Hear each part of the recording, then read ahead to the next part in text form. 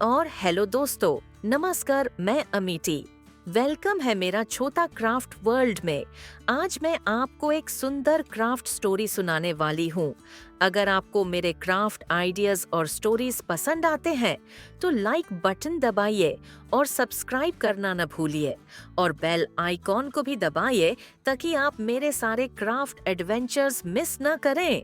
एक छोटे से गांव में अमिता नाम की एक लड़की रहती थी। वह बहुत ही होशियार और रचनात्मक थी। सभी चीजें उसके लिए खास थीं, लेकिन सबसे ज्यादा उसे कागज से कुछ बनाने का शौक था। दूसरों के लिए तो कागज बस कागज ही था, लेकिन अमिता के लिए यह जादू था। हर सुबह वह नए आइडियाज के साथ उठती। एक दिन उसने ठान लिया कि वह पूरा बगीचा कागज से बनाएगी। उसने सबसे पहले फूल बनाना शुरू किया। गुलाब, लिली, सूरजमुखी, हर एक फूल में उसने अपना जादू भरा। उसने अपनी दादी की अलमारी में रखी पुरानी किताबों से नई तकनीकें सीखी, ओरिगामी, क्विलिंग और पेपर कटिंग।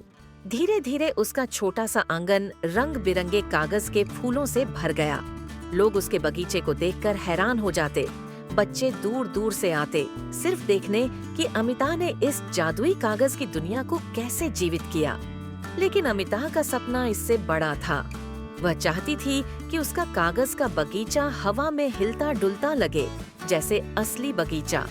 उसने पेपर इंजीनियरिंग के साथ प्रयोग करना शुरू किया। छोटे छोटे स्प्रिंग, हिंज और नाजुक गियर्स का इस्तेमाल किया। दिन हफ्तों में और हफ्ते महीनों में बदल गए। आखिरकार उसने एक जादुई कागज का विंड मिल बनाया, जो पेपर तितलियों को हवा में उड़ने में मदद करता। अमिता का बगीचा इतना प्रसिद्ध हो गया कि शहर से भी लोग सीखने आने लगे। उसने वर्कशॉप्स शुरू की, लोगों को सिखाया कि कैसे कागज को मोड़कर, काटकर और रोल करके सुंदर चीजें बनाई जा सकती हैं। अमिता को समझ में आया कि जादू सिर्फ कागज में नहीं, बल्कि अपनी रचनात्मकता को दूसरों के साथ साझा करने में है।